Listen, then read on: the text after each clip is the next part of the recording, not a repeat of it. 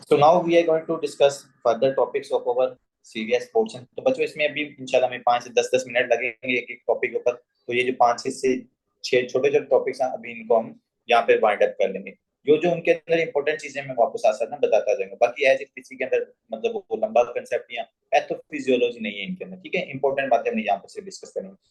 सबसे पहले आपके पास आता है सिफिलिटिक हार्ट डिजीज कि सर अगर किसी पेशेंट को सिफिलिस होता है तो सिफिलिस हमारे हार्ट को किस तरह इन्वॉल्व कर सकता है। अब देखो बच्चों, हमारे पास ये तीसरी इन्फेक्टिस डिजीज आ गई है। Infective endocarditis, rheumatic heart disease था, और अब हमारे पास क्या आ गया, ये सिफिलिटिक हार्ट डिजीज आ गई। मतलब ये तीसरी इन्फेक्टिव डिजीज आ गई। तो इंशाल्लाह जो माइक्रो वो काफी हद तक कवर हो गई है। अब बच्चों जब आपके पास सिफिलिस होता है ना, जो हमारे पास क्लाइमेडिया बैक्टीरिया की वजह से होता है, ठीक है। इसकी वजह से हमारे पास प्राइमरी, सेकेंडरी, टर्शियरी, मतलब इसकी 3 टाइप्स होती हैं सिफिलिस की ना। उसमें जो तीसरी टाइप है ना, जिसको हम कहते हैं टर्शरी सिफिलिस। ये टर्शरी सिफिलिस इस तरह होता है कि जो आपके पास बैक्टीरिया होता है ना, वो बैक्टीरिया क्या करता है, जो आपके बॉडी के सेल्स हैं या जो न्यूरॉन्स होती है ना, वो उनके अंदर ना छुप जाता है। अब उसके बाद दोबारा उसको जब मतलब कि चांस मिलता है, जब आपका इम्यून सिस्टम कंप्रोमाइज होता है या जब उसकी रीएक्टिवेशन होती है ना, तो वो रीएक्टिवेट होकर क्या करता है, आपके डिफरेंट जो न्यूरॉन्स हैं या जो सेल्स है ना, उनको डैमेज करता है।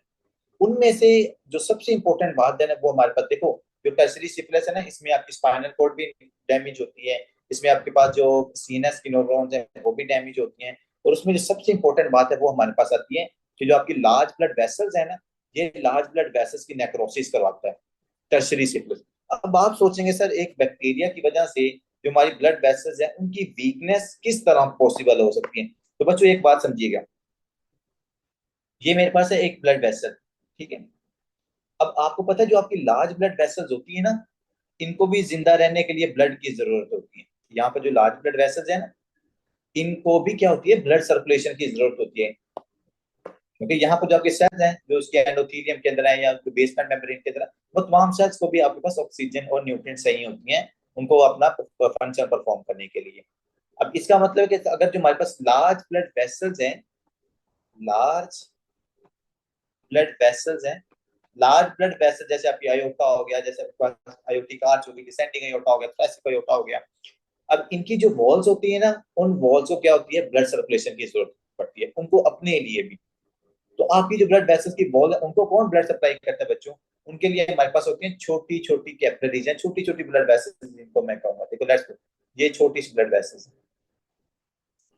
अब ये स्मॉल कैपिलरीज होती हैं जो आपकी ब्लड वेसल की वॉल को ब्लड सप्लाई करती हैं, इनको हम कहते हैं वेजा वेजोरम। क्या कहा जाता है इनको, वेजा वेजोरम।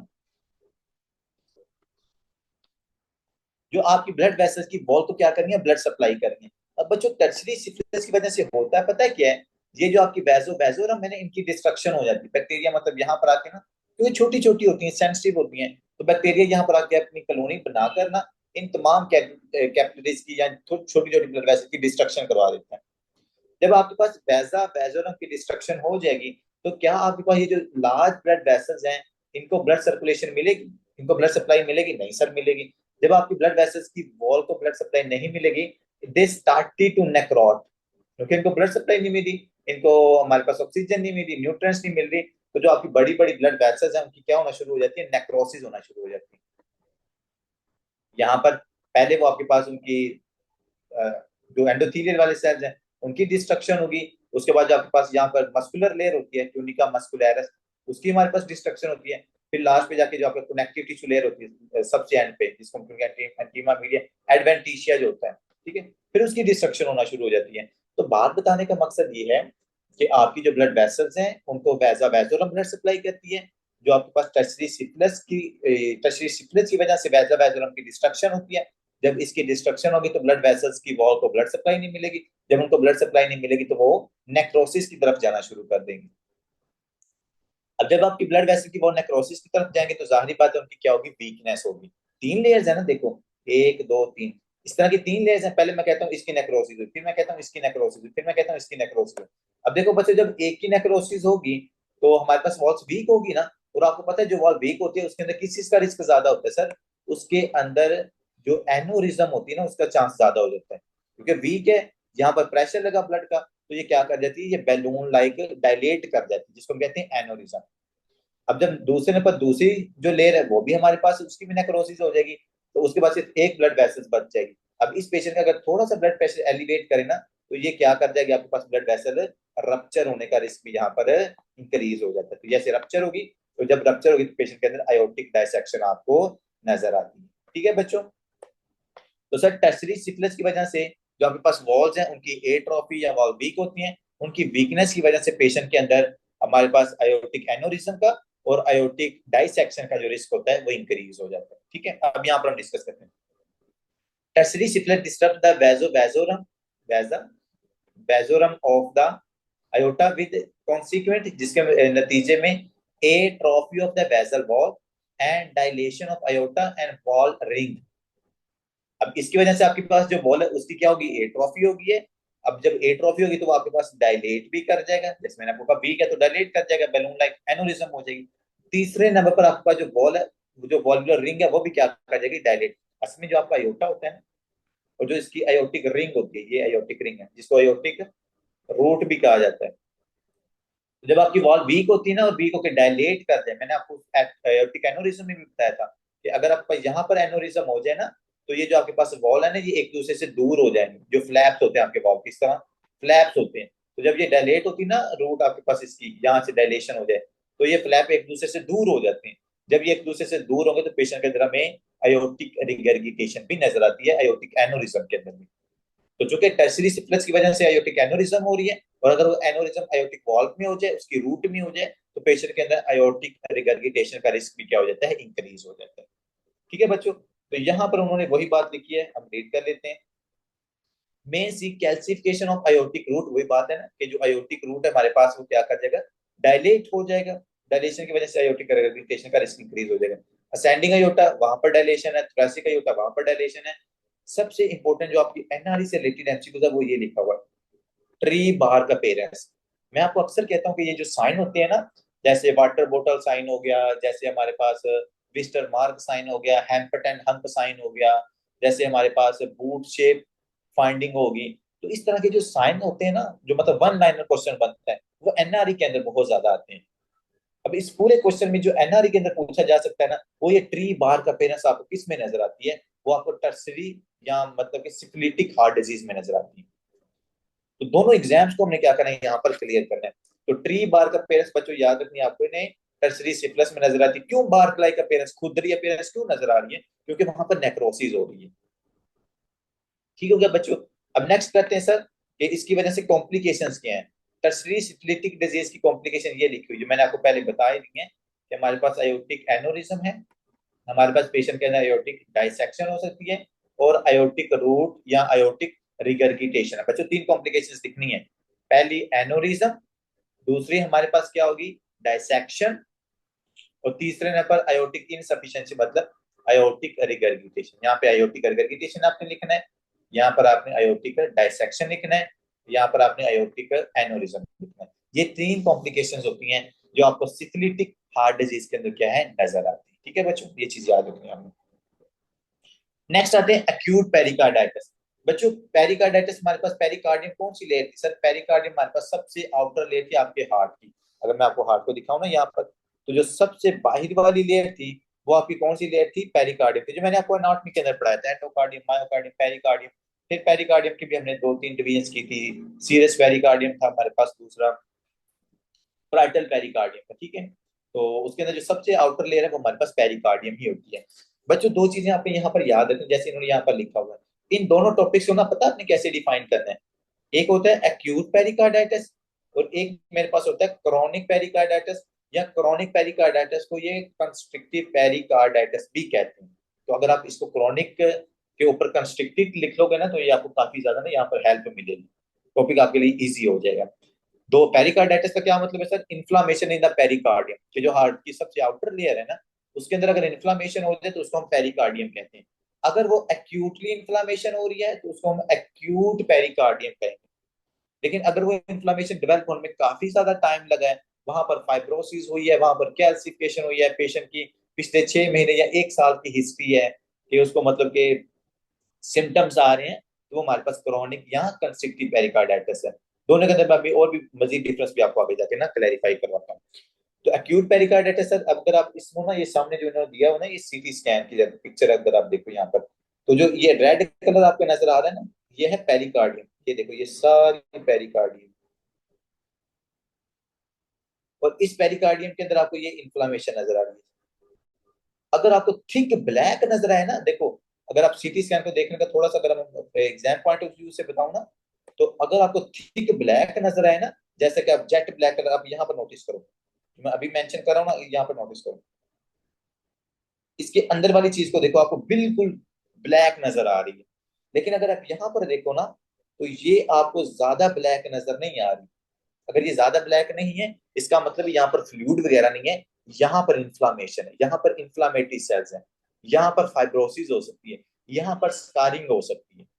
लेकिन अगर जेट ब्लैक कलर आपको नजर आ रहा है ना, तो वो ज्यादातर फ्लूइड होता है उसी स्कैन के अंदर।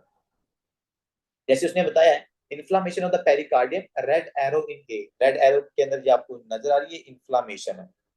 मैं फिर कह रहा हूँ, इसे सीटी स्कैन के अंदर आप नोटिस करना है, जेट ब्लैक ना हो, लाइट सा ब्लैक हो, और हल्का सा अगर आपको ये लाइट मतलब व्हाइट व्हाइट सा भी अंदर से नजर आ रहा है, तो वो इन्फ्लामेशन होती है हमारे पास, ठीक है। अब पेरिकार्डाइटिस के अंदर ना इन्फ्लामेशन, और जो पेरिकार्डाइटिस का पेशेंट है, ये आपके पास ना प्रेजेंट कैसे करेगा, मतलब इसकी सिम्टम्स क्या होती है। बच्चों ये बहुत इंपॉर्टेंट टॉपिक है। इसके अंदर मैं अभी आपको एक लाइन बताता हूँ, वो लाइन मेरे एग्जाम के अंदर स्ट्रेट लाइन वही आई हुई थी, स्ट्रेट लाइन वो वाली एग्जाम के अंदर आई थी, यूएस असेंबली के एग्जाम के अंदर, मेरे ख्याल में थर्ड या फोर्थ ब्लॉक था, उसका लास्ट क्वेश्चन था, मुझे ये भी याद है, इस पेरिकार्डाइटिस में से आया होता। क्योंकि इस तरह के टॉपिक्स में से एमसीक्यूज पता क्यों आते हैं, क्योंकि यहाँ पर जो मार्जिन क्वेश्चन होता है ना, वो काफी ज्यादा होता है, कि वो आपसे ना कुछ भी चीज पूछ सकते हैं। लेट्स वो सीटी स्कैन देके पूछ लें, चाहे वो इसकी सिम्टम, क्योंकि इसकी सिम्टम्स के अंदर भी ना कुछ स्पेसिफिसिटीज हैं, उसकी बेस के ऊपर इसकी सिम्टम से भी क्वेश्चन पूछा जा सकता है। इसके अलावा पता है क्या करते हैं, इसकी सीटी, इसकी ईसीजी भी बनती है, वहां से सिम्टम पूछ मतलब पूछ सकते हैं। मुझे जो क्वेश्चन पूछा गया था वो इसके ट्रीटमेंट से था, एक्यूट पेरिकार्डाइटिस का ट्रीटमेंट पूछा गया था एग्जाम के अंदर, ठीक है। तो अभी इसको हम डिस्कस करते हैं। देखो बच्चे, पेशेंट जो एक्यूट पेरिकार्डाइटिस का ना, अब आपने समझना है कि जो उसकी पेरिकार्डियम सबसे आउटर लेयर है ना, उसके अंदर इन्फ्लामेशन है। अब आप मुझे खुद बताएं, अगर आपकी पेरिकार्डियम के अंदर इन्फ्लामेशन है, आपका सिस्टोलिक हार्ट फेलियर होगा या डायस्टोलिक हार्ट फेलियर होगा? Come on students, there will be systolic heart failure or there will be diastolic heart failure if there is the inflammation in the pericardium. What do you think, sir? अगर inflammation होगी तो patient के अंदर diastolic heart failure होगा, क्यों? क्योंकि sir वहां पर इन्फ्लामेशन है, तो मेरा हार्ट ना ये रिलैक्स नहीं कर रहा बाहर की तरफ, और अगर ये रिलैक्स नहीं करेगा तो इसको हम कहते हैं डायस्टोलिक हार्ट फेलियर, इस पेशेंट के अंदर आपको हो सकता है, ठीक है। अब देखो, पेशेंट सिम्टम कौन सी के साथ आता है? पेशेंट आपके पास आता है sharp pain, that is very very very important. Patient के अंदर होती है शार्प पेन, जिसको हम प्लूरिटिक चेस्ट पेन भी कहते हैं। ये जो बच्चे शार्प पेन होती है ना, ये आपको पेरिकार्डाइटिस के अंदर एक आपने याद रखना है, जो अभी तक मेरे जेहन में आ रहा है। दूसरे नंबर पल्मोनिक एम्बोलिज्म के अंदर भी आपको ये शार्प पेन होती है। इसके अलावा तीसरे नंबर आयोटिक डायसेक्शन के अंदर। तो इन तीनों कंडीशंस के अंदर ना आपको शार्प चेस्ट पेन नजर आती है। I am repeating my words, अगर शार्प मतलब बहुत ज्यादा सीवियर पेन है, जैसे हम कहते हैं ना कि आपको कोई खंजर लग गया होगा चेस्ट के अंदर, इसी तरह की पेन होती है, इसको पिन पॉइंटिंग शार्प पेन भी कहा जाता है। तो कौन कौन सी कंडीशन में आपको नजर आ सकती है? या अक्यूट पेरिकार्डाइटिस में, या आयोटिक डाइसेक्शन में, या पल्मोनरी एम्बोलिज्म के अंदर, इन तीनों में आपको ये शार्प चेस्ट पेन नजर आती है। लेकिन फिर आपने डिफरेंशिएट कैसे करना है? इसका डिफरेंशिएट पूछा गया है असेसमेंट एग्जाम्स के अंदर, कि शार्प चेस्ट पेन हो रही तो आपको कैसे पता चलेगा कि ये पेरिकार्डाइटिस की शार्प चेस्ट पेन है? आपने उस पेशेंट को कहना है कि भाई इंस्पायर करो। क्या करना है? इंस्पायर करो। जब पेशेंट डीपली इंस्पायर करेंगे, देखो लेट्स गो, जब आप इंस्पायर करोगे ना, तो आपकी जो चेस्ट कैविटी का एरिया ना, ये ज्यादा हो जाता है। जब चेस्ट कैविटी का एरिया ज्यादा होता है ना, तो आपकी ये जो पेरिकार्डियम की दोनों लेयर्स है ना, ये एक दूसरे से दूर हो जाती हैं। जब ये एक दूसरे से दूर होंगी ना, तुम्हारे जो नोसिसेप्टर्स है ना, वो एक्टिवेट नहीं होते, वो नोसिसेप्टर्स इरिटेट नहीं होते, वो स्टिमुलेट नहीं होते। तो अगर आपके नोसिसेप्टर स्टिमुलेट नहीं होंगे, क्योंकि आपने दोनों जो लेयर्स है ना, उनको एक दूसरे से दूर कर दिया है, तो नोसिसेप्टर की एक्टिवेशन नहीं होगी, तो पेशेंट के अंदर पेन नहीं होगी। इसलिए हम देखते हैं कि जो एक्यूट पेरिकार्डाइटिस के पेशेंट्स हैं ना, जब इनको मतलब इंस्पायर करते हैं ना डीपली, जैसे डीप इंस्पायर करेंगे, चेस्ट कैविटी का एरिया इंक्रीज हुआ, पेरिकार्डियम की दोनों लेयर एक दूसरे से दूर हुई, नोसिसेप्टर की स्टिमुलेशन अब नहीं हो रही, क्योंकि जब दोनों एक दूसरे के साथ लगती है ना चीजें, जैसे मैं आपको बताऊं, आप कभी नोटिस कीजिएगा, आपकी ये फोर स्किन कह रहा हूँ, जो एपिडर्मस है ना, अगर ये ऊपर से डैमेज हो जाए और उससे जो नीचे डर्मस आ जाती है ना, अगर उसके ऊपर आप पानी को फेंको या लेट्स सपोज आप किसी भी चीज को, मट्टी को ही बंद दो, तो आपको वहां पर पेन होगी। लेकिन जब एपिडर्मस आती है तो फिर आपको पेन नहीं होती। क्यों? क्योंकि एपिडर्मस की रिमूवल की वजह से जो नीचे वाले डर्मस के नोसिड सेप्टर्स हैं वो डायरेक्टली क्या हो रहे हैं, स्टिमुलेट हो रहे हैं, इसलिए आपको वहां पर पेन हो रही थी। अब ये जो एक्यूट पेरिकार्डाइटिस का पेशेंट है, जिसकी पेरिकार्डियम में इन्फ्लामेशन है, तो वो इन्फ्लामेशन की वजह से नोसिड सेप्टर इरिटेट हो रहे हैं, तो आपको पेन हो रही है। अब जैसे आप क्या करते हैं, दोनों लेंस को एक दूसरे से दूर कर देते हो, अब वो नोसिड सेप्टर क्या होते हैं, इन्फ्लामेटरी वाला एरिया इस साइड की तरफ आ जाएगा, यहाँ पर इन्फ्लामेशन वाला एरिया आ गया, दूसरी साइड आपके पास स्पेस आ गई, तो नोसिड सेप्टर एक्टिवेट नहीं होती, तो इसकी पेन रिलीव हो जाती है। लेकिन जैसे वो दोबारा एक्सपायर करेगा, सांस को बाहर निकालेगा, फिर उसको सीवियर चेस्ट पेन होगी। ठीक है, तो अगर डीप इंस्पायरेशन के ऊपर चेस्ट पेन ठीक होती है, अक्यूट पेरिकार्डाइटिस का पेशेंट है। Very very important. इसके अलावा दो तीन और चीजें भी है। अगर वो पेशेंट जब बैठता है तो उसकी पेन ठीक होती है, या वो जब आगे की तरफ लीन करता है तो उसकी पेन ठीक होती है, तो पेशेंट एक्यूट पेरिकार्डाइटिस का। बच्चों ये तीन चीजें याद रखना, आपको डिफरेंशियल डायग्नोज बनाने में ये काफी ज्यादा हेल्प करेंगी, कि अगर पेशेंट को डीप इंस्पायरेशन, सिटिंग अप या लीनिंग फॉरवर्ड, वो आगे की तरफ फॉरवर्ड कर रहा है, मतलब आगे की तरफ बैठे नहीं जैसे झुक के, तो अगर उस तरह बैठने से अगर आपकी पेन ठीक होती है ना, तो पेशेंट एक्यूट पेरिकार्डाइटिस। और तीनों केसेस के अंदर ये है कि जो लेयर्स हैं वो एक दूसरे से दूर हो जाती हैं, दोबारा जब वो पास आती है तो आपको सीवियर पेन होना शुरू हो जाती है। अगर पेन रिलीफ हो रही है इंस्पायरेशन के ऊपर, लीनिंग फॉरवर्ड और सीटिंग अप के ऊपर, तो पेशेंट एक्यूट पेरिकार्डाइटिस। अगर नहीं हो रही तो यहाँ एओर्टिक डिसेक्शन है या पल्मोनी एम्बोलिज्म है, हमें फिर उनकी तरफ चले जाना है। दूसरे नंबर आते हैं कि एक्यूट पेरिकार्डाइटिस की ना एक बहुत बड़ी कॉम्प्लिकेशन है, जो कॉम्प्लिकेशन आपने याद रखनी, that is a pericardial effusion. कि उस पेशेंट के अंदर क्या हो सकती है, यहाँ पर फ्लूइड की अकेमुलेशन। मैं इसलिए तो आपको बता रहा हूँ कि ये जो आपको जेट ब्लैक कलर नजर आ रहा है ना, ये फ्लूइड की अकेमुलेशन है यहाँ पर।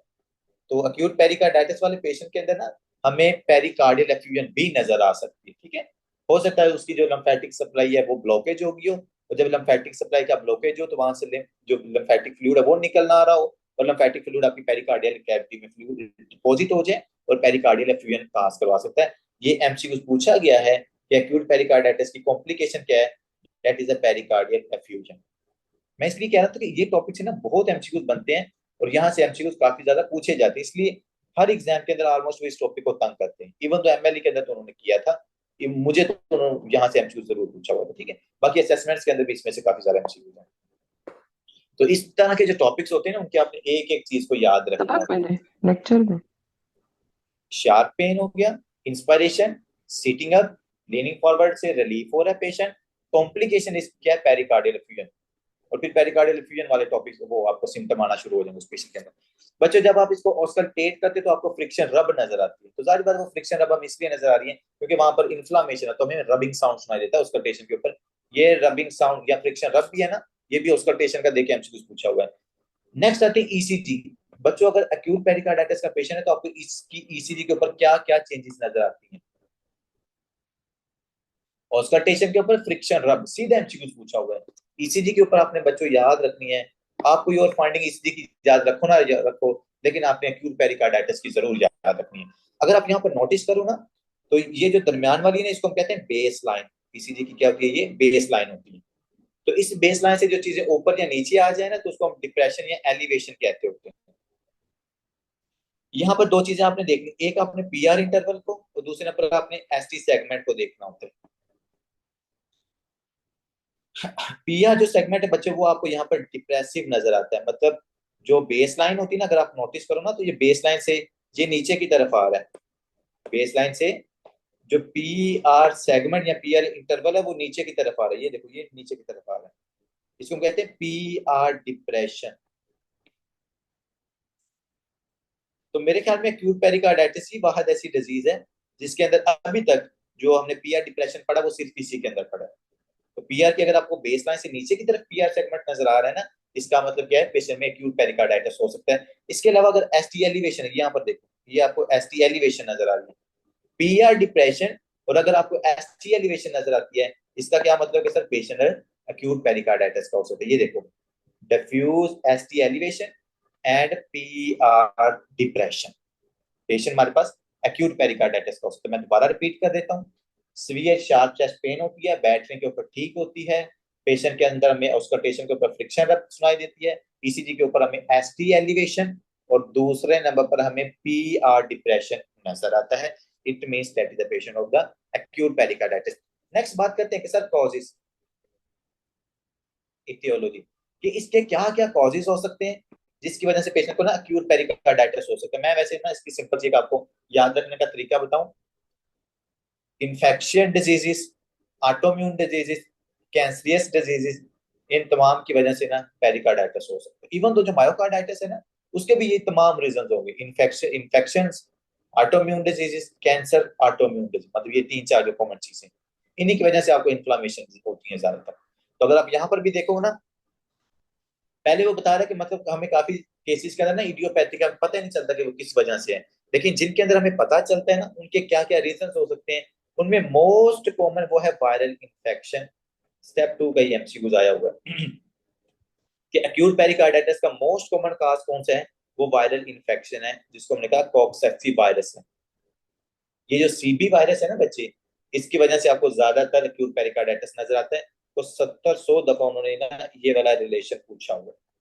मैं इसको यहाँ पे लिख देता हूँ, इंपॉर्टेंट है एमसीक्यू से, क्योंकि इसमें बंदा थोड़ा सा ना मैश हो जाता है, पता नहीं चलता कि यार पेरिकार्डाइटिस से बहुत सारे कॉजेज थे, लेकिन मोस्ट कॉमन कौन सा हो सकता है। तो बच्चों वो आपने याद रखना है, वायरल इन्फेक्शन। और किस बैक्टीरिया की वजह से, सर ब्यूटीफुल सीबी बैक्टीरिया, जो जिसको हम कॉक्स की बी वायरस कहते हैं, इस वजह से पेरिकार्डाइटिस इन्फेक्शन होता है बच्चों के निजाम पर। तो इन्फेक्शन है, और इन्फेक्शन की वजह से अगर आपको पेरिकार्डाइटिस की सिम्टम आ रही है तो उसका मोस्ट कॉमन काज होगा।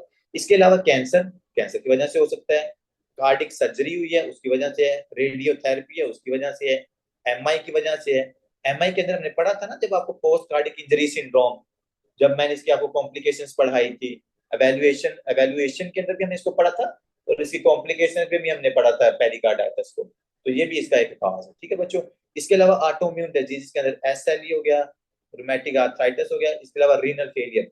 रीनल फेलियर के अंदर आपको पता है कि यूरीमिया, जो यूरिक यूरीमिया होता है ना, ये आपकी रीनल फेल है ना, तो वो बॉडी से निकल नहीं रहा होता, तो वो क्या करता है फिर जगह जगह पर ना जाके डिपॉजिट हो जाता है। तो वो जब आपके पास हार्ट के अंदर डिपॉजिट होगा, पेरिकार्डियम में डिपॉजिट होगा, तो पेरिकार्डाइटिस काज करवा सकते हैं। इसलिए आपने जरा ना ये रीनल फेलियर वाले पेशेंट को थोड़ा सा ख्याल रखना होता है, क्योंकि इसके अंदर ये जो यूरीमिक सिंड्रोम होता है ना, ये बड़ा कॉमन है। रीनल फेलियर के पेशेंट्स के अंदर बच्चों यूरेमिक सिंड्रोम का आपने बहुत ज्यादा ख्याल रखना होता है। यूरिया बॉडी से बाहर नहीं जा रहा था क्योंकि वो किडनी ने निकालना होता है, इसके अलावा बाकी वेस्ट प्रोडक्ट्स भी ज्यादा होते हैं, लेकिन ये यूरेमिक सिंड्रोम से काफी ज्यादा चीजें ना रिलेट की जाती हैं। मैंने आप में अक्सर ये बतानी है कि यूरेमिया की वजह से एक तो आपको एक्यूट पेरिकार्डाइटिस है बच्चों, इसके साथ आपने लिखना प्लेटलेट डिस्ट्रक्शन। यूरेमिया के ज्यादा होने की वजह से आपकी प्लेटलेट्स की डिस्ट्रक्शन होती है, याद रखिएगा। और अगर प्लेटलेट्स की डिस्ट्रक्शन होगी, आपके पास क्लॉट की फॉर्मेशन नहीं होगी, क्लॉट की फॉर्मेशन नहीं होगी, तो पेशेंट के अंदर आपको ब्लीडिंग नजर आती है। तो अगर कोई आपसे पूछता है कि यार किडनी फेलियर का पेशेंट है, तो उसकी मतलब एपिस्टेक्सिस हो रही है, जीआईटी से उसमें ब्लीडिंग हो रही है, या उसके बॉडी के किसी और इंटरनल ऑर्गन से ब्लीडिंग हो रही है, तो इसकी क्या रीजन हो सकती है। अब अगर बंदा सीधा देखे तो रीनल फेलियर का ब्लीडिंग के साथ क्या तल्लक बनता है, लेकिन there is a reason. Renal failure है, यूरीमिया या यूरिया जो है वो बॉडी से नहीं निकल रहा, जब वो बॉडी से नहीं निकलेगा वो प्लेटलेट्स की डिस्ट्रक्शन करवाता है, और जब आपको थ्रोम्बोसाइटोपिनिया होगा तो बच्चों उस वजह से क्या हो सकता है, पेशेंट के अंदर ब्लीडिंग हो सकता है। तो देखा कितना प्यारा इनडायरेक्ट रिलेशन बना यहाँ पर। तो ये आपने इसके कॉजेज याद रखने हैं। बात की जाए इसके ट्रीटमेंट की, तो बच्चों एक्यूट पेरिकार्डाइटिस चूंकि इन्फ्लेमेटरी डिजीज है, तो मोस्ट कॉमनली हम इसके अंदर यूज करते हैं एनसिड्स को। अंडरलाइन काज को पहले आपने ठीक करना, लेट्स सपोज कैंसर है, रीनल फेलियर को ठीक करने के बाद आपने उस पेशेंट को डाल देना एनसिड्स के ऊपर, क्योंकि एनसिड आपको इन्फ्लेमेशन कम करने के ऊपर काफी ज्यादा हेल्प करती है। अगर किसी पेशेंट को आप एनसिड्स नहीं दे सकते, ठीक है, तो उस पेशेंट को हम देते हैं फिर कॉल्चिसिन, ये वाली आपने ड्रग उसके अंदर यूज करते हैं, ठीक है। अगर एनसिड और कॉल्चिसिन दोनों से इफेक्ट नहीं हो रहा, आपने उस पेशेंट को स्टीरॉइड्स देने। ये नहीं होता कि एक ही पेशेंट उसको मैं एनसिड भी दे रहा हूँ, कोल्चिसिन भी दे रहा हूँ, स्टेरॉइड्स भी दे रहा हूँ, डायलिसिस भी करवा रहा हूँ, नहीं बच्चे, पहले एनसिड दे लो। अगर एनसिड की कॉन्ट्राइंडिकेशन है तो आप कोल्चिसिन दे सकते हो उस पेशेंट को, क्योंकि एनसिड हम पेप्टिक अल्सर के अंदर या रीनल फेलियर वाले पेशेंट के अंदर नहीं देते, फिर उनके अंदर आपने कोल्चिसिन वगैरह देनी होती है। तो अगर आप एनसिड या कोल्चिसिन नहीं दे सकते, या मतलब दी है इफेक्ट नहीं आ रहा, एनसिड या कोल्चिसिन दी है, इफेक्ट नहीं आ रहा, स्टीरॉइड्स की तरफ चले जाओ।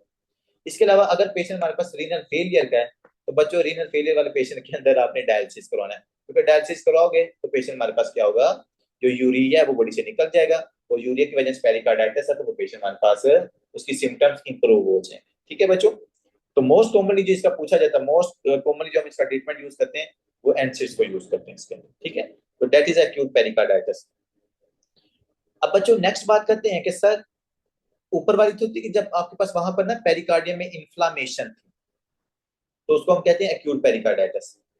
लेकिन अगर आप इन्फ्लामेशन को ठीक नहीं कर रहे, या मतलब इन्फ्लामेशन हमारे पास रेजिस्टेंट हो गई है, वो ठीक नहीं हो रही थेरेपी के बावजूद, तो वो acute inflammation can converted into the chronic inflammation.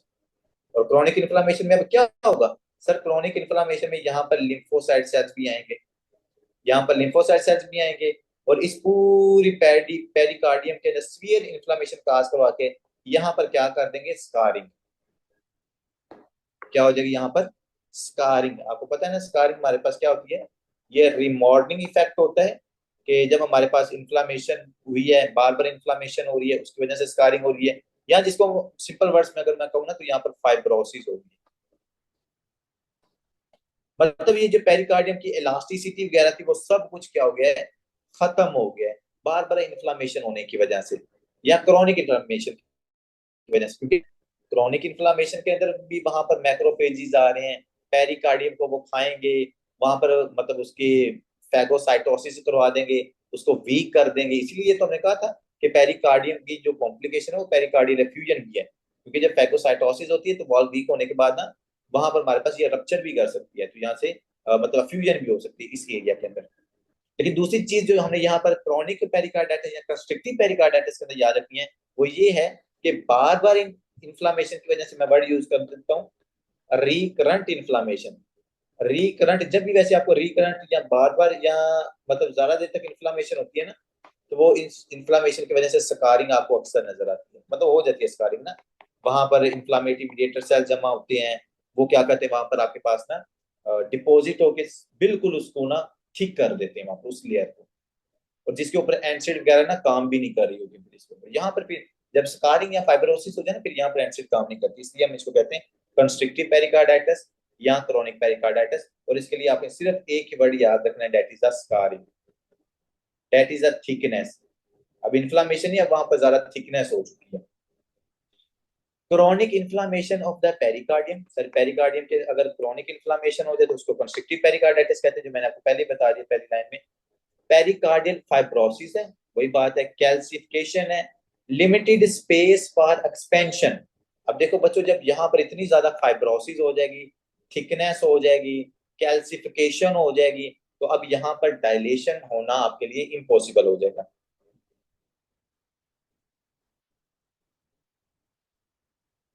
Ji ji doctor साहब बताते हैं, टेंशन क्यों ले रहे हैं। वो मेरे पास वही एमसीक्यूज आया था कि पेशेंट था, मतलब पेप्टिक अल्सर का था, तो एक्यूट पेरिकार्डाइटिस में भी उसमें सिम्टम थी, और साथ उन्होंने कहा था पेशेंट के अंदर ना मतलब ये एपिक गैस्ट्रिक, मतलब वो स्टमक पेन था उस पेशेंट के अंदर ना।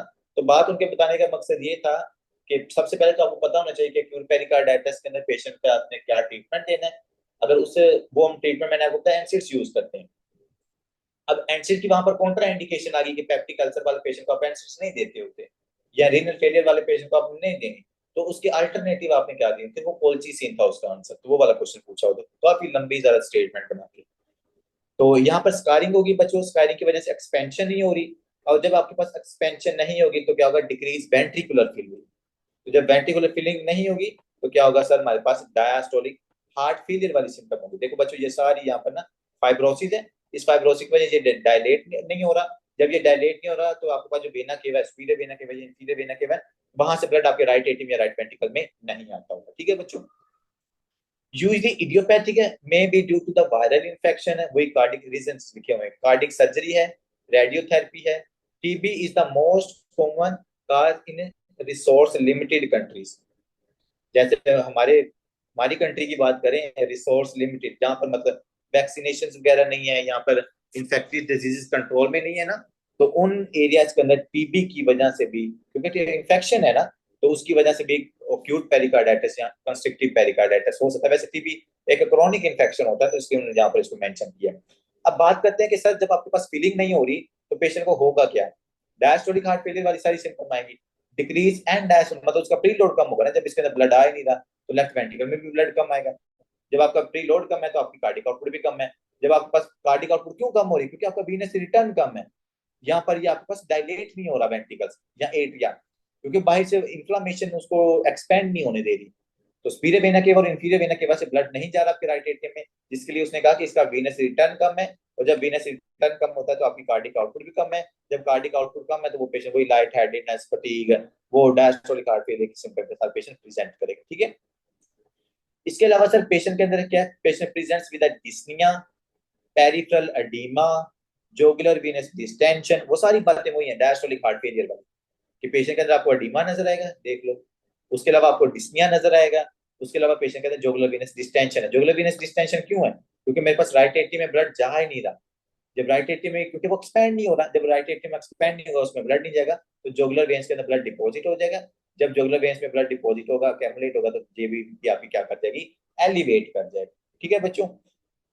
अब 3 इंपॉर्टेंट चीजें हैं जो आपको कंस्ट्रिक्टिव पेरिकार्डाइटिस में नजर आते हैं। एक Kussmaul sign, pulsus paradoxus and the pericardial knock.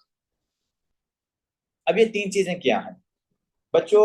हमने पढ़ा हुआ पल्सस पैराडॉक्सिस, मैंने आपको बताया था, एस्थमा के अंदर भी पढ़ा था, कार्डिक टेम्पोनेट के अंदर भी पढ़ा था। पल्सस पैराडॉक्सिस हमने कहा था कि सर इंस्पायरेशन के ऊपर आपका जो सिस्टोलिक ब्लड प्रेशर है वो 10 मिलीमीटर मर्करी डिक्रीज होता है। अगर 10 से ज्यादा डिक्रीज हो जाए तो उसको हम कहते हैं पल्सस पैराडॉक्सिस। 10 मिलीमीटर मर्करी से अगर आपका ब्लड प्रेशर इंस्पायरेशन के ऊपर ज्यादा ड्रॉप हो, उसको हम पल्सस पैराडॉक्सिस कहते हैं। और वो क्यों यहाँ पर, वो क्यों, और इसके अंदर वो 10 से ज्यादा ड्रॉप होता है, रीजन क्या है, क्योंकि बच्चों इसके अंदर फीलिंग नहीं हो रही। फीलिंग नहीं होगी तो कार्डिक आउटपुट भी कम आएगी। जब कार्डिक आउटपुट कम आएगी तो आपका जो सिस्टोलिक ब्लड प्रेशर वो 10 से ज्यादा ड्रॉप होता है, जिसको हम कहते हैं पल्सस पैराडॉक्सिस। पल्सस पैराडॉक्सिस कहाँ कहाँ पर नजर आता है आपको, एस्थमा के अंदर, कार्डिक टेम्पोनेट के अंदर, कंस्ट्रिक्टिव पेरिकार्डाइटिस के अंदर। ठीक है। दूसरे नंबर कॉस्मल साइन क्या होता है बच्चों। कॉस्मल साइन होता है, आपने पता क्या करना है, अपनी ना जोगुलर वीनस पल्स, जहां पर जो जोगुलर वीनस पल्स आपको फील हो रही है ना, वहां पर अपना थंब रखो, या आपकी ये इंडेक्स फिंगर रखो आप, और अपनी ना ये जोगुलर पल्स को फील करो। अब आपने दूसरा काम क्या क्या करना है, आपने करना है इंस्पायर, डीप इंस्पायरेशन करनी है। डीप इंस्पायरेशन, जब आप डीप इंस्पायरेशन करोगे ना, आपको फील होगा कि जो आपकी जोगुलर पल्स है ना, वो डिमिनिश्ड होगी, मतलब वो डिक्रीज होगी। वो बच्चों डिक्रीज पता क्यों होती है इंस्पायरेशन के ऊपर, मतलब आपने इंस्पायर किया, आपकी जो जोगुलर वीनस पल्स है वो क्या होगी, वो डिमिनिश, मतलब उसकी इंटेंसिटी कम होगी। उसका रीजन ये कि आपके पास इंस्पायरेशन के ऊपर ना जो वीनस इंटरनल वो इंक्रीज हो जाता है, कि जो ज्यादा ब्लड है ना वो राइट एट्रियम और राइट वेंट्रिकल में आता है इंस्पायरेशन के अंदर। मैं फिर वही बात कर रहा हूँ, नॉर्मली जब हम इंस्पायर करते हैं, आपने इंस्पायर किया, तो जो आपकी जोगुलर पल्स है ना ये डिक्रीज होती है, इसकी इंटेंसिटी डिक्रीज होती है, क्योंकि ब्लड क्या कर रहा है, अब हमारे पास राइट एट्रियम राइट वेंट्रिकल में जा रहे हैं इंस्पायरेशन के अंदर। लेकिन अगर पेशेंट को है पेरिकार्डाइटिस, अब पेरिकार्डाइटिस वाला पेशेंट जब इंस्पायरेशन करेगा ना, तो इंस्पायरेशन के ऊपर जो इसकी जेवीपी है ना वो एलिवेट कर जाएगी। अगर आपकी जेवीपी इंस्पायरेशन के ऊपर, एलिवेशन हो, इंस्पायरेशन के ऊपर अगर वो एलिवेट कर जाए, इसका मतलब है पेशेंट में कार्डिक टेम्पोनेट हो सकता है, एक्यूट पेरिकार्डाइटिस हो सकता है, या उस पेशेंट के अंदर मतलब इन दोनों में से कोई एक डिजीज हो सकती है।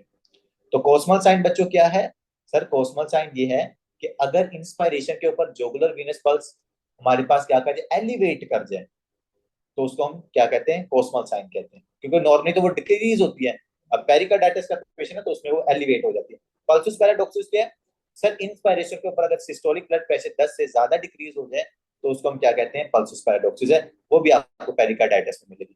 पेरिकार्डियल नॉक क्या होता है बच्चों, पेरिकार्डियल नॉक ऑस्कल्टेटिव फाइंडिंग है। इसके अंदर क्या होता है कि हमारे पास जो वेंटिकल्स होते हैं ना वो बड़े मतलब कि ना फोर्सफुली कॉन्ट्रैक्ट करते हैं, क्योंकि देखो ये डायलेट इतना नहीं ना कर रहे। जब ये डायलेट नहीं ना करते तो क्या करते हैं, ये स्ट्रांगली कॉन्ट्रैक्ट करते हैं आपके वेंट्रिकल्स। तो जब वो स्ट्रांगली कॉन्ट्रैक्ट करते हैं ना, मतलब कम टाइम के अंदर ज्यादा स्ट्रांगली कॉन्ट्रैक्ट करते हैं ना, तो वो क्या करते हैं, ये पेरिकार्डियल नॉक्स टाइप ना एक साउंड प्रोड्यूस करते हैं। जैसे हमने एट्रियल किक पढ़ा था ना, कि वो बड़े जोर से ब्लड को एट्रिया से वेंट्रिकल में फेंकता है, इसी तरह यहाँ पर चूंकि स्ट्रॉन्ग कॉन्ट्रैक्शन प्रोड्यूस हो रही है ना, तो उस स्ट्रॉन्ग कॉन्ट्रैक्शन की वजह से ये पेरिकार्डियल नॉक नॉक जैसा साउंड हमें यहाँ पर सुनाई देता है पेरिकार्डाइटिस के अंदर। ठीक है बच्चों, क्या पेरिकार्डाइटिस के अंदर हमने पढ़ा सर?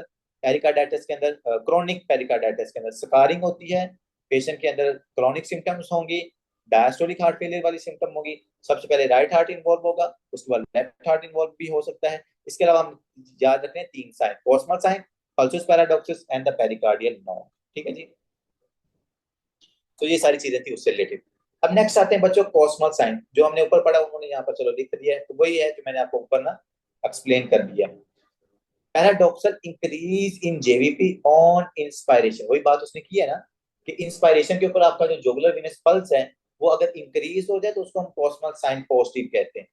क्योंकि नॉर्मली क्या कह रहे हैं कि नॉर्मली इंस्पायरेशन के ऊपर जो आपका इंट्राथोरेसिक प्रेशर है वो क्या होता है, वो डिक्रीज होता है, और जो आपकी वीनस इंटर्न होती है इंक्रीज होती है, और जो जुगुलर वेनस पल्स होती है ना वो डिक्रीज होती है नॉर्मली। लेकिन अगर पेरिकार्डाइटिस का पेशेंट है तो पेरिकार्डाइटिस के पेशेंट के अंदर ये जो जुगुलर वेनस पल्स है ये क्या करती है, ये एलिवेट हो जाती है, क्योंकि राइट एट्रिया और राइट वेंट्रिकल तो ऊपर से कंप्रेस है, उनकी एक्सपेंशन नहीं हो रही, उनके अंदर ब्लड नहीं जा रहा। जब उनके अंदर ब्लड नहीं जाएगा तो ऑन इंस्पायरेशन आपकी जेवीपी क्या हो जाती है, एलिवेट हो जाती है। ठीक है, उसका उसने साल बता भी दिया कि right impaired right ventricular filling, मतलब राइट वेंट्रिकल में ब्लड नहीं जा रहा, right ventricle can not accommodate increase venous during inspiration, blood हमारे पास बैकअप करेगा वेना केवा के अंदर, और वो आपको कोस्मल साइन आपको दिखाई देगा। सिंपल सी बात है, देखो ये ऊपर से ब्लड आ रहा है, अब आपके पास ब्लड ना ये यहाँ पे पेरिकार्डाइटिस है, ये एक्सपैंड नहीं हो सकता वेंट्रिकल और एट्रिया। जब बच्चों ये एक्सपैंड नहीं ना होगा तो मेरे पास inferior vena cava superior vena cava से तो ब्लड आ रहा है ना, इंस्पायरेशन के ऊपर ज्यादा आता है, लेकिन राइट एट्रियम में नहीं जा रहा। जब राइट एट्रियम में नहीं जा रहा तो ये जो ऊपर आपकी जो जुगुलर वेनस है ना, ये जहां पर ब्लड इस एरिया में डिपॉजिट रहता है, क्योंकि आगे जा नहीं रहा, क्योंकि उसकी एक्सपेंशन नहीं हो रही।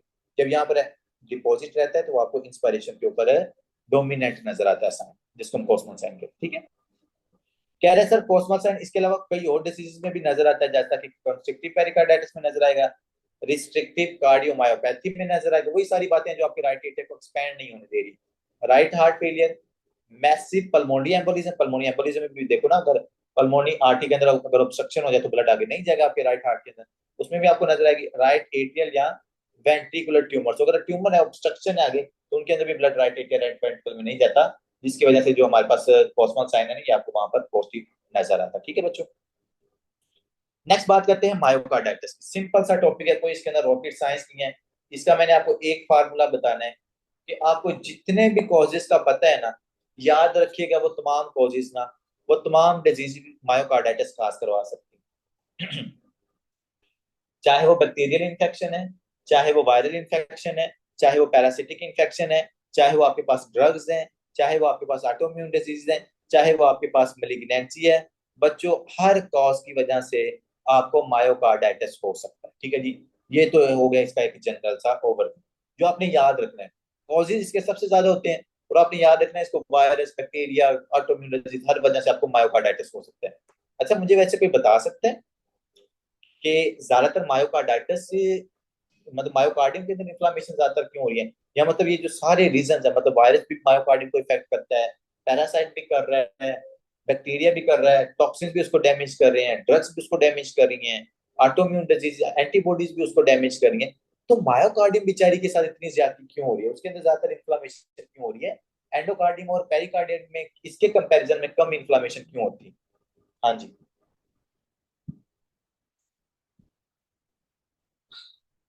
why there is more inflammation, more causes of inflammation in the myocardium as compared to the endocardium or pericardium?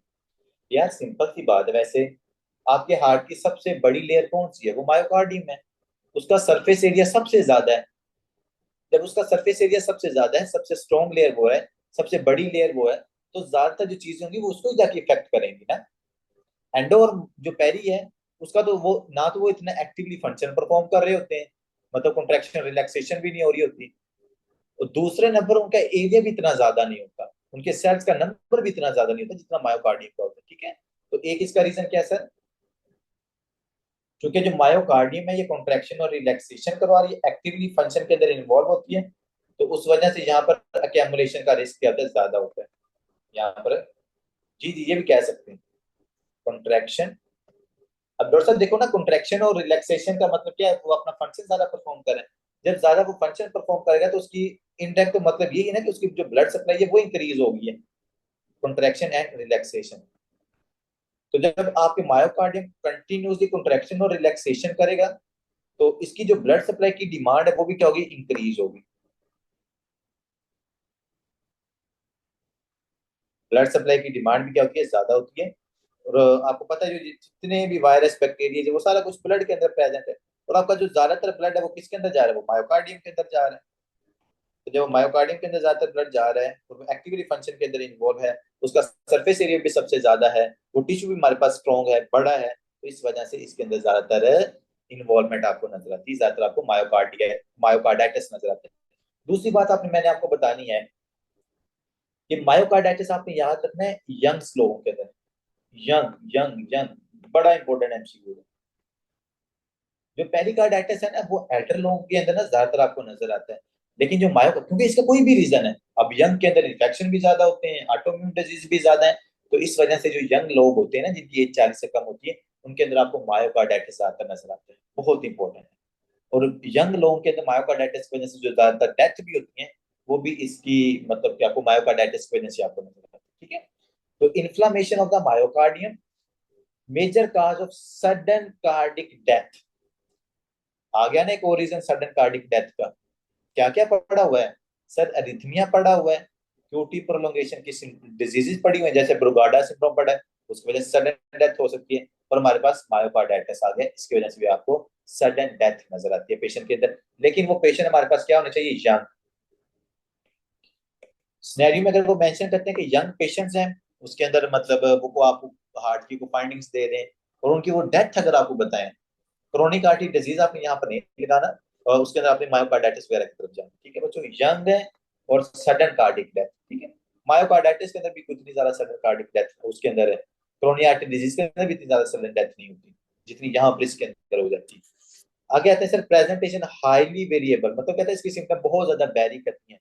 बाज बार डिस्निया के साथ आ रहा है, चेस्ट पेन, फीवर, अरिथमिया, मतलब देखो मल्टीपल सिम्टम्स हो सकते हैं। देखो डिस्निया क्यों है, क्योंकि मायोकार्डाइटिस है, मायोकार्डियम एक्सपैंड नहीं हो रहा, हमारे पास लेफ्ट एट्रियम में ब्लड नहीं आ रहा, तो पल्मोनरी आर्टरीज वेन्स में चला जाएगा, वहां पर आपको एफ्यूजन करवा के पल्मोनिया एडिमा काज करवा के ना आपको ये डिस्निया की सिम्टम इस पेशेंट के अंदर नजर आती है। बच्चों एक बात याद रखिएगा, पल्मोनरी एडिमा आपको बहुत ज्यादा नजर आता है पाकिस्तान के अंदर। मैं लिटरली कल देख के बहुत ज्यादा हैरान हुआ कि पल्मोनरी एडिमा के इतने ज्यादा पेशेंट, वार्ड के अंदर 8 पेशेंट थे, उनमें से एक वार्ड के अंदर बात करो 3 पेशेंट्स को पल्मोनरी एडिमा था। एक को पैरानिमोनिक फ्यूजन की वजह से ये एडिमा था, एक को हार्ट फेलियर की वजह से एडिमा हुआ था, एक पेशेंट हमारे पास लिवर सिरोसिस का था, लिवर फेलियर वाला पेशेंट था, उसके अंदर भी पैर ये पल्मोनिया एडिमा नजर आया। तो मैंने तीनों के एक्सरे भी देखे थे, सीधे डोमिनेटली ना वो प्रोमिनेंटली आपको नजर आ रहा था पेशेंट के अंदर पल्मोनिया एडिमा। तो इसलिए ना इस चीज से आपने थोड़ा सा जरा ख्याल रखना है, काफी कॉमन डिजीज है ये, मतलब कॉमन फाइंडिंग हम इसको कह सकते हैं। निमोनिया उसकी वजह से भी हो रहा है, हार्ट फेलियर की वजह से भी हो रहा है, लिवर फेलियर की वजह से भी हो रहा है। और असल में अब बताओ ना, तो जो लिवर सिरोसिस वाले पेशेंट्स होते हैं ना, क्योंकि पाकिस्तान में उसका कोई ऐसी ट्रीट नहीं है, ट्रांसप्लांटेशन है वो भी बहुत ज्यादा जो अमीर लोग हैं जारी बात है वही करवाते हैं।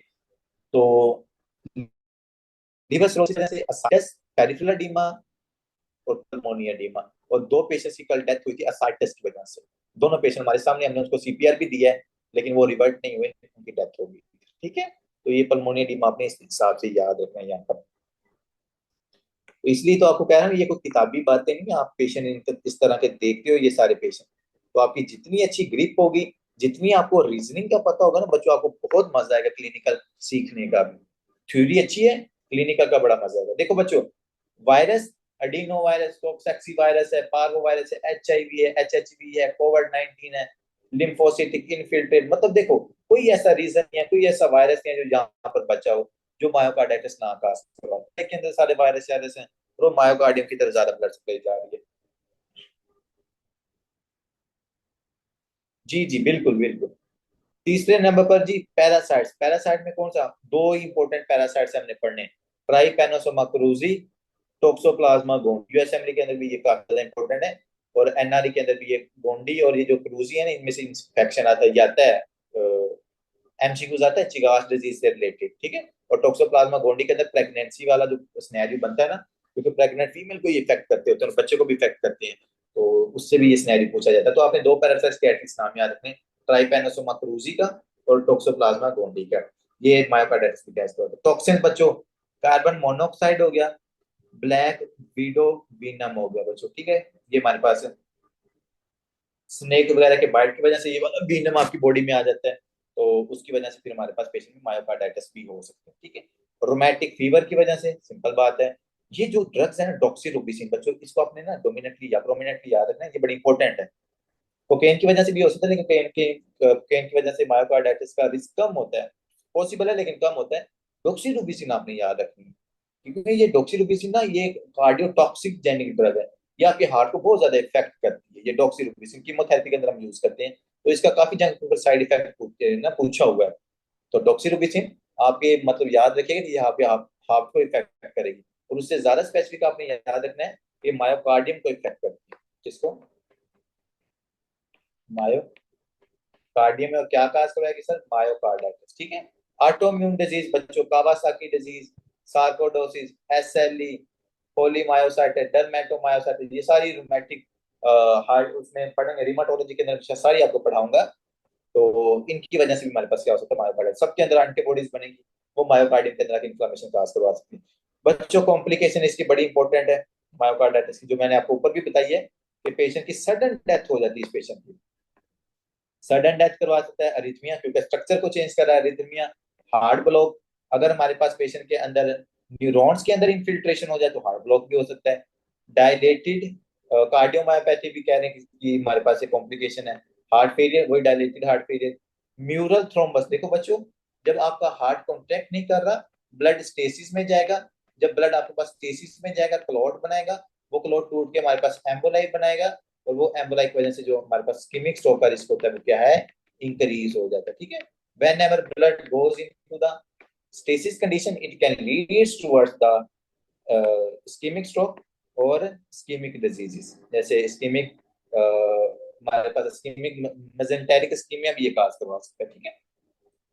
तो ये चीज आपने इसकी कॉम्प्लिकेशन में सबसे इंपॉर्टेंट जो याद रखनी है ना, वो है सडन डेथ। सडन डेथ बहुत इंपॉर्टेंट है, ये इसकी कॉम्प्लिकेशन आपने एटलीस्ट याद रखनी है, ठीक है बच्चों। लास्ट बट नॉट लीस्ट, छोटी सी एक और कंडीशन है जिसको हम डिस्कस कर लेते हैं, दैट इज हेरिडिटरी हेमरेजिक टीलेंजिएक्टेजिया। अब मैंने ना इस डिजीज के नाम से ही आपको सब कुछ समझा देना, कुछ ज्यादा चीजें याद नहीं रखनी। Hereditary haemorrhagic टीलेंजिएक्टेजिया। हेरिडिटरी का क्या मतलब है सर, फैमिली टू फैमिली से सीन चल रहा है, जेनेटिक डिजीज है हमारे पास। उसके बाद हेमरेजिक, हेमरेजिक का क्या मतलब है, अगर आपकी ब्लड वेसल क्या कर जाए, रप्चर कर जाए। हेमरेजिक का क्या मतलब है, ब्लड वेसल्स की अगर हमारे पास रप्चरिंग हो जाए। टेलेंजियोक्टेजिया का क्या मतलब है, डायलेशन ऑफ कैपिलरीज। क्या इसका मतलब होता है, डायलेशन, डायलेटेशन ऑफ कैपिलरीज। बच्चों सिंपल है, इनके अंदर कोई चीज नहीं नहीं है। तो यहाँ पर डायलेटेशन ऑफ कैपिलरीज होती है, और जब वो कैपिलरीज देखो इस बंदे के ना में जो कैपिलरीज होती है ना, वो हमारे पास ना डायलेट बनती है। जेनेटिकल इशू है इसको, ब्लड वेसल इसकी डायलेट बनती है, और जब ब्लड वेसल डायलेट होगी तो बच्चों बार बार जो हेमरेज का चांस होता है ना, वो हेमरेज का चांस हमारे पास इंक्रीज हो जाता है। तो इसलिए हमने कहा हेरिडिटरी हेमरेजिक टेलेंजिएक्टेजिया, कि हेरिडिटरी इशू है, ब्लड वेसल्स वीक है, वो डायलेट होती हैं, डायलेट होने के बाद वो क्या कर देती हैं, रप्चर कर देती हैं। और जब आपके पास रप्चर होती हैं तो उसकी वजह से एपी मतलब कि जो आपके डिफरेंट इंटरनल ऑर्गन्स हैं, वहां से ब्लीडिंग वाली आपको सिम्टम नजर आती है। बच्चों इसका ये जो सामने पिक्चर बनी हुई है ना, हेरिडिटी टेलेंजिएक्टेजिया वाले पेशेंट की, ये पिक्चर ना काफी मतलब मैंने देखे हैं काफी सारे एमसीक्यू, उनके अंदर यही पिक्चर दी हुई है एग्जैक्टली ये वाली लिप्स वाली ना। तो ये आपने याद रखना है, हेरिडिटरी हेमरेजिक टेलेंजिएक्टेजिया। मतलब देखो इसकी जो कैपिलरीज मैंने आपको बताया था ना, ये देखो कैपिलरीज डायलेट कर रही है, ये देखो कैपिलरीज इसकी डायलेट करनी है। जब वो डायलेट करती है तो आपको वो मतलब कि ना प्रोमिनेंटली स्किन के ऊपर नजर आ रही होती है। तो ये डोमिनेट करके देखो यहाँ पर, डोमिनेट है, सॉरी डायलेट है, डायलेट होके आपको ये प्रोमिनेंटली नजर आ रही है स्किन के ऊपर। और उसके अलावा देखो ये रप्चर भी कर रही है, ये देखो ये रप्चर हो रहे हैं, ये आपकी जो कैपिलरीज है ना ये रप्चर हो रही है। और रप्चर होने की वजह से क्या हो रही है हमारे पास सर, हैमरेज हो रहा है। इसलिए तो हमने कहा है टिलेंजिएक्टेजिया, कैपिलरीज की डायलेशन हुई, उसके बाद हैमरेज उनके अंदर हो रहा है। और टिलेंजिएक्टेजिया की वजह से जो हैमरेज हो रहा है, रीजन इसका क्या है, रीजन इसका हमारे पास हेरिडिटरी है। ठीक है, तो ये चीज आपने इसके अंदर याद रखनी है कि अगर पेशेंट के अंदर बार बार ब्लीडिंग हो रही है, उसकी स्किन के ऊपर हमें कैपिलरीज डायलेट नजर आ रही है, तो वो पेशेंट हेरिडिटरी हेमरेजिक टेलेंजिएक्टेजिया का है, या जिसके लिए हम दूसरा नाम यूज करते हैं ओस्लर वेबर रिंडो सिंड्रोम। बायोकेमिस्ट्री के अंदर उसने ना ये वाला टर्म यूज की हुई है, ओस्लर वेबर रिंडो सिंड्रोम वाली ना, तो ये इसका दूसरा नाम ही है। ठीक है, परेशान नहीं हो जाना आपने कि ये पता नहीं क्या कोई और डिजीज है। ये ओस्लर वेबर रिंडो सिंड्रोम, ये साइंटिस्ट के नाम थे जिन्होंने ये वाली डिजीज को डिस्कवर किया था। तो पहले ओस्लर वेबर रिंडो सिंड्रोम इसको कहते थे, तब इसको हेरिडिटी हेमरेजिक टेलेंजिएक्टेजिया कहा जाता है। ठीक है, ऑटोसोमल डोमिनेंट डिसऑर्डर है बच्चों, ऑटोसोमल डोमिनेंट है, ठीक हो गया। Disorder of the blood vessels है, ब्लड वेसल्स का मसला है, मतलब हमने कहा था कि सर यहाँ पर ब्लड वेसल वीक बनती हैं, जो डायलेट हो जाती हैं, और डायलेट होने के बाद वो रप्चर कर जाती हैं। फाइंडिंग्स इसके अंदर क्या है सर, टेलेंजिएक्टेजिया मतलब ब्लैंचिंग या जो डायलेशन होती है ना कैपिलरीज की, आपको वो नजर आती है। कहाँ पर डायलेशन नजर आती है, स्किन के ऊपर और म्यूकस मेम्ब्रेन के ऊपर। जितनी भी आपकी म्यूकोजल मेम्ब्रेन्स है ना, चाहे वो आपका रिस्पायरेटरी ट्रैक है, चाहे वो आपका जीआईटी ट्रैक है, चाहे वो आपकी ओरल कैविटी है, उन तमाम के अंदर आपको इसकी डायलेटेशन नजर आती है। उसके अलावा दूसरे नंबर पर कहाँ पर डायलेशन नजर आती है सर, स्किन के ऊपर। ठीक है, क्योंकि सर ब्लड वैसे डायलेट होती है, तो इसकी जो सबसे अच्छी आपको मतलब जिन सिम्टम के साथ ये पेशेंट आता है ना, वो है एपिस्टेक्सिस, मतलब उसके नाक से ब्लीडिंग हो रही है, हिमेट्यूरिया हिमेचूरिया, मतलब उसकी यूरिन के अंदर ब्लड आ रहा है, और जीआईटी ब्लीडिंग। तो अगर आपको इस तरह का पेशेंट आता है, बीपी उसका जरूर फाइंड मतलब मेजर कीजिएगा, बीपी भी इस पेशेंट का ड्रॉप है, क्योंकि हेमरेज हो रहा होता है इस पेशेंट्स के अंदर। तो हेरिडिटरी हेमरेजिक टेलेंजिएक्टेजिया क्या है, हेरिडिटरी डिजीज है। कैपिलरी जो ब्लड वेसल्स वीक बनती हैं, डायलेट होती हैं, रप्चर हो जाती हैं। पेशेंट हमारे पास ब्लीडिंग की सिम्टम के साथ नाक से खून निकल रहा हो सकता है, उसके यूरिन में ब्लड आ रहा होता है, उसके इंटरनल जीआई ब्लीडिंग हो सकती है। ठीक है, जिसके स्टूल के अंदर आपको ब्लड मिल सकता है। ये चीज आपने यहाँ पर याद रखनी है। इसके अलावा उसने लिखा आर्टियोवीनस मेलफॉर्मेशन। हाँ जी, अगर आर्टियोवेनस मेल फॉर्मेशन हो, जैसे हमने बात की थी ना हाई आउटपुट कार्डिक फेलियर, तो हाई आउटपुट कार्डिक फेलियर का मैंने आपको रीजन बताया था, एवी मेल फॉर्मेशन। एवी मेल फॉर्मेशन, एवी मेल फॉर्मेशन का क्या मतलब कि सर आर्टरीज और जो वेन्स है वो डायरेक्टली कनेक्टेड है, उनके दरमियान में रेजिस्टेंस कम हो रही है। इसकी रेजिस्टेंस की वजह से कार्डिक आउट जो मतलब वीनस इंटर्न होता है वो भी ज्यादा हो जाता है। और जब वीनस इंटर्न ज्यादा होता है, पेशेंट का कार्डिक आउटपुट ज्यादा होती है। जब कार्डिक आउटपुट ज्यादा होती है, बेचारे वेंट्रिकल ज्यादा जोर से काम कर रहे होते हैं, ज्यादा ब्लड को बाहर निकाल रहे होते हैं, तो इसकी वजह से पेशेंट के अंदर हाई आउटपुट हार्ट फेलियर का भी जो रिस्क होता है ज्यादा होता है। किन पेशेंट्स के अंदर, टेलेंजी एक्टेजिया वाले पेशेंट्स का। ठीक है बच्चों, ये वाइंड अप हुआ। लास्ट हमारा टॉपिक रह गया है, that is the cardiac tumours, और ये कोई ज्यादा इंपॉर्टेंट नहीं है, सिंपल है ये कार्डिक ट्यूमर्स। सबसे आसान ट्यूमर है आपके हार्ट के, सबसे आसान ट्यूमर। किसी का माइक कौन है? सबसे आसान ट्यूमर किसके हैं सर, आपके हार्ट के। बच्चों सबसे पहले आपने याद रखनी है, most common cardiac tumour is a metastasis melanoma. कि वो कह रहे हैं कि ज्यादातर बेचारा हार्ट जो है ना वो बड़ा शरीफ बंद है, तो इसके अंदर जो ज्यादातर ट्यूमर होते हैं ना वो मेटास्टाइज करके आ रहे होते हैं। तो जो सबसे कॉमन ट्यूमर है जो आपके हार्ट की तरफ मेटास्टाइज करता है वो कौन सा है, वो है मेलिनोमा। क्या सर, मेलिनोमा। ठीक है, ये मेटास्टाइज कर सकता है। अब बात करते हैं कि जो आपके हार्ट के अपने ट्यूमर्स हैं वो कौन कौन से हैं।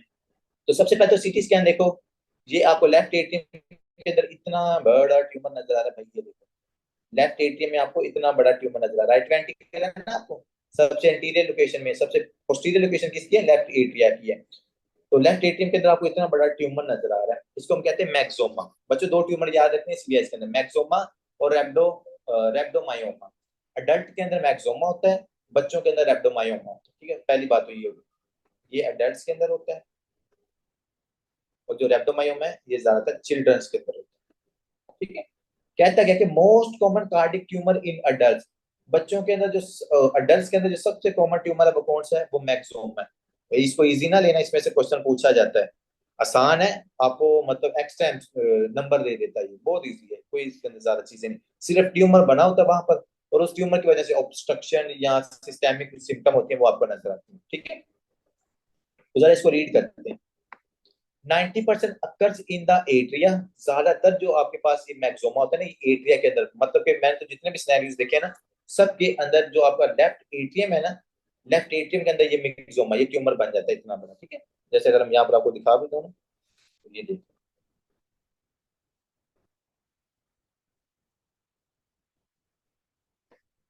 देखो ये इसके बना हुआ मैक्सोमा ये लेफ्ट एट्रियम है, कहाँ पे बना दिया ये देखो, That's- ये आपको मैक्सोमा नजर आ रहा है।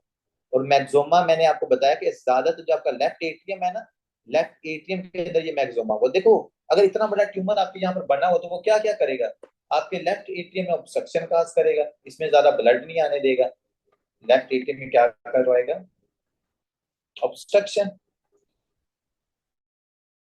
जब ऑब्स्ट्रक्शन काज करेगा तो आपके पास जो लेफ्ट एट्रियम है उसमें जो ब्लड है वो भी कम आएगा, decrease blood in left atrium.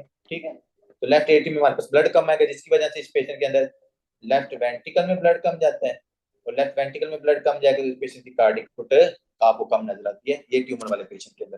क्योंकि फिर जब आप इसका सीटी स्कैन या मतलब कि इवन दो इकोकार्डियोग्राफी के ऊपर आपको ये नजर आ जाता है ट्यूमर। इसमें सबसे इंपॉर्टेंट बात है जो मैं आपको भी बताने लगा, myxomas are usually described as a ball valve, मतलब ऐसे बॉल पड़ी होती है ना इसमें लेफ्ट वेंट्रिकल में, लेफ्ट एट्रियम में, आपको ये कहते हैं बॉल टाइप नजर आता है।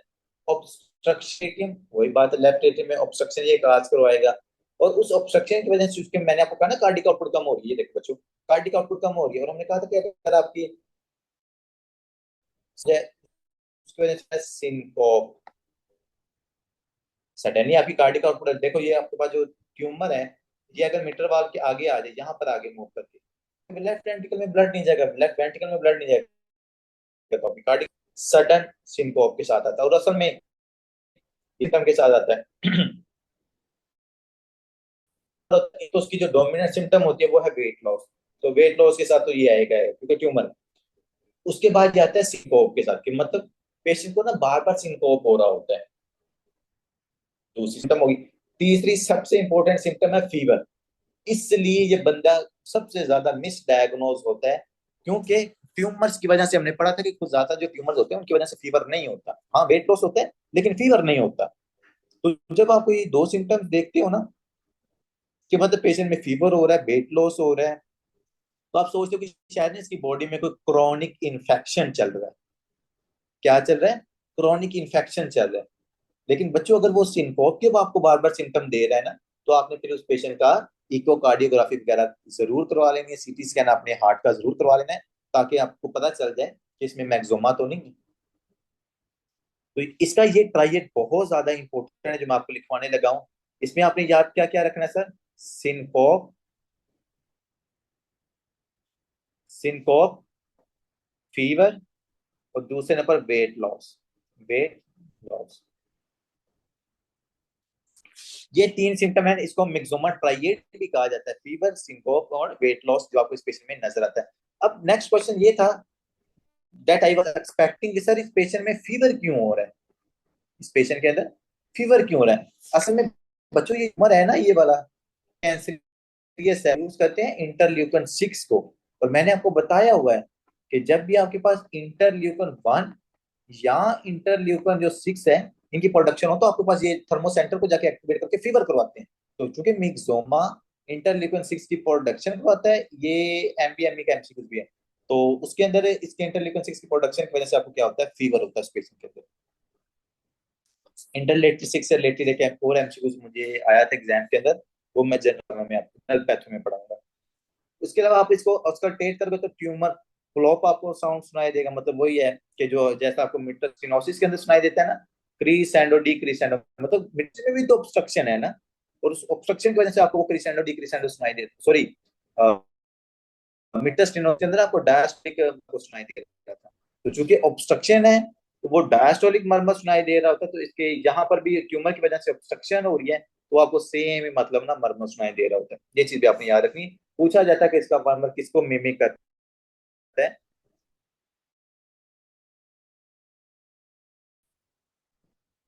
वो है ये हिस्टोलॉजिकल फाइंडिंग कि पेशेंट था, बार बार सिनकोप हो रहा, सिनकोप, फीवर भी था, वेट भी लॉस था, उसकी डेथ होगी। डेथ होने के बाद हमने क्या किया, हमने उस पेशेंट के लेफ्ट एट्रिया के अंदर क्या किया, ऑटोप्सी की। और ऑटोप्सी के ऊपर हमें क्या चीज नजर आई थी, मतलब वो आगे ये आपको हिस्टोलॉजी दे देंगे, ऊपर लिखा नहीं हुआ कार्डिक मैक्सिमा। ये आपने हिस्टोलॉजिकली फाइंडिंग किया, ये हिस्टोलॉजी की बेस के ऊपर आपने ये देखना होगा कि पेशेंट के अंदर कार्डिक मैक्सिमा है। तो बच्चों कार्डिक मैक्सिमा वाले पेशेंट की जो हिस्टोलॉजी होती है ना, वो आपने याद रखना है जिलाटीनियस मटेरियल, जैसे जेल टाइप मटेरियल नहीं होता, जिलाटीनियस मटेरियल, ये बिल्कुल सिम कि हमने स्कल्टेशन की, बायोप्सी की, और बायोप्सी के ऊपर हमें जिलाटीनियस मटेरियल नजर आया। और वो जो जिलाटीनियस मटेरियल है वो किस ट्यूमर के अंदर नजर आती है, ये देखो ये सारी, ये जेल शेप है, ये आपको सारा अगर हम नोटिस करो ना, जिलाटीनियस मटेरियल इसको कहा जाता है। तो ये आपको कार्डिक मैक्सोमा के अंदर नजर आता है। ये आपको ये सारा जिलाटीनियस मटेरियल आपको, मतलब फ्लूइड सा भी यहाँ पर इकट्ठा होता है। इसका पता है यहाँ पर फ्लूइड इकट्ठा क्यों होता है, क्योंकि ये इतना हार्ड नहीं होता। फ्लूइड इसलिए इकट्ठा होता है क्योंकि आपका ये जो कार्डिक मैक्सोमा है ना, ये एक चीज रिलीज करता है जिसको हम कहते हैं गैग। और ये जो गैग होता है ये ऑस्मोटिक इन नेचर होता है, ऑस्मोटिक इन नेचर। तो इस वजह से ये जो ट्यूमर होता है ये आपको मतलब ना फ्लूइड टाइप या जेल टाइप इस तरह का मिलता है, ये आपको हार्ड नहीं मिलता, ठीक है। तो ये चीज आपने यहाँ पर याद रखनी है। हिस्टोलॉजी फाइंडिंग इसकी बहुत इंपॉर्टेंट है। मैडम ये जिलाटिनस मटेरियल का वर्ड यूज किया हुआ आपकी जो वर्ड है, तो याद रखिएगा जिलाटिनस मटेरियल आपको कार्डिक मैक्सोमा में दिखाई देता है, ठीक है। इसके अलावा ये लिखा हुआ ग्लाइको समीनोग्लाइकन, जिसको मैंने आपको कहा था गैग। कोई मुझे बता सकता है ये ग्लाइको समीनोग्लाइकन मैंने आपको एक और जगह पे भी पढ़ाया था, वो कौन सी जगह है जहां पर ये गैग है ना, ये ऑस्मोटिक नेचर का काम करते हैं। जी, बहुत दफा पढ़ाया हुआ ये मैंने गैग तो आपको काफी डिटेल के अंदर पढ़ाया हुआ। Diabetics, oh my God, diabetes के अंदर गैग्स होता है।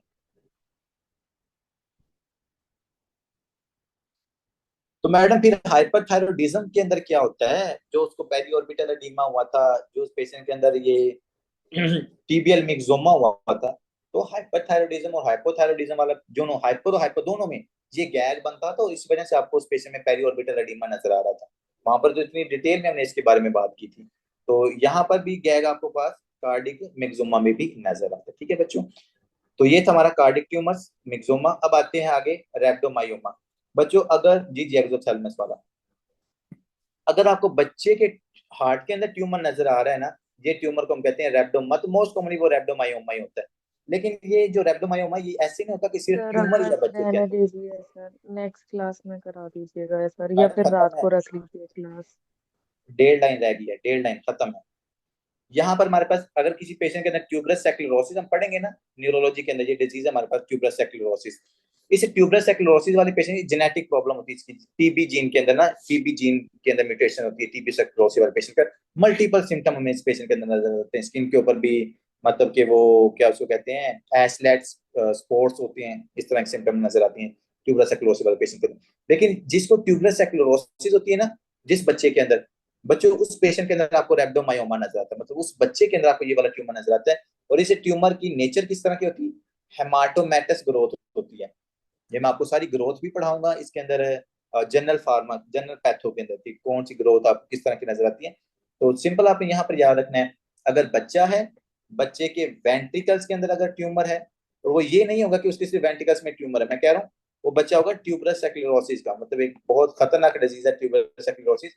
इसमें पेशेंट के अंदर मल्टी सिस्टेमिक सिम्टम्स आपको नजर आते हैं, उसके स्किन के ऊपर रैशेज हैं, उसके अंदर न्यूरोलॉजिकल फाइंडिंग्स हैं, और फिर क्या होता है उसके वेंट्रिकल्स के अंदर आपको ये रैप्डोमायोमा नजर आता है। और ये हमारे पास पेशेंट में क्या होगा, हेमाटोमेटो, मतलब जब इसको इसकी बायोप्सी की जाती है ना, तो वो बायोप्सी के ऊपर ये हेमाटोमेटस इसकी ना इस तरह ये ऐसे होता है, इस तरह आपको ना हेमाटस जैसा नजर आता है ग्रोथ। तो रैप्डोमायोमा, रैप्डो रैप्डोमायोमा,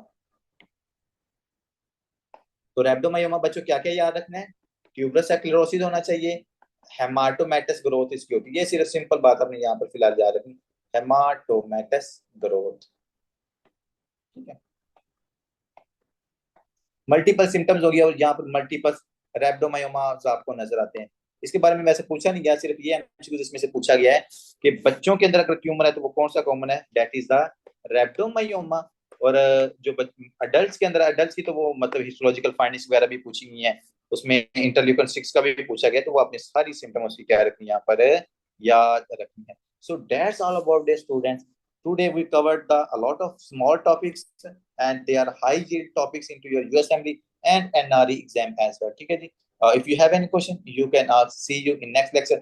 Alhamdulillah, we're done with the cardiology, embryo, anatomy, physio, patho. Just there is the pharmacology that we will discuss in tomorrow and after day tomorrow. Within 2 days, inshallah, we will cover the all pharmacology of your CVS. In this way, जो आपका CVS का portion इंशाल्लाह cover हो जाएगा। 5 अप्रैल से हम respiratory system को क्या करेंगे, स्टार्ट करेंगे। सी यू इन नेक्स्ट लेक्चर।